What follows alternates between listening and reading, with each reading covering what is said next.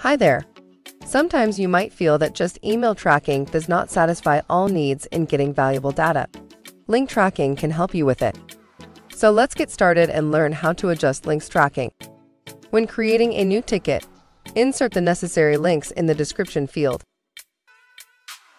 Then select the email tracking icon on the instrument panel, checkmark the links you require to track, and press Apply to save changes.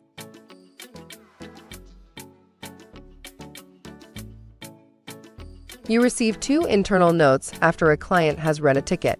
The first is a regular email tracker that reports the time when a user follows an email.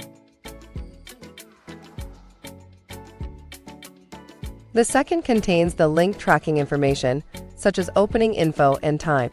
In addition, on Sidebar, which opens by clicking the Apps button, are data about all links being tracked by the app and other email tracking statistics. By the way, you also can switch off internal notes to keep tickets neat.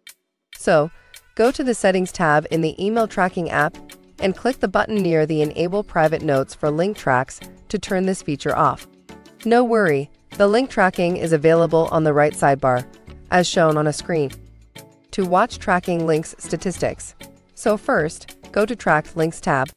After that, press the Details icon to view the detailed statistics about the chosen link. The former things you might notice are filters. For example, you can see the link information for a specific time set for the reporting period. You can also sort data by choosing a group or agent and analyze who was the sender of the defined link. In addition, the diagram visualizes agents' actions. Next, the quantity of links sent and opened or bounced links rates are available at Tracked Link Details.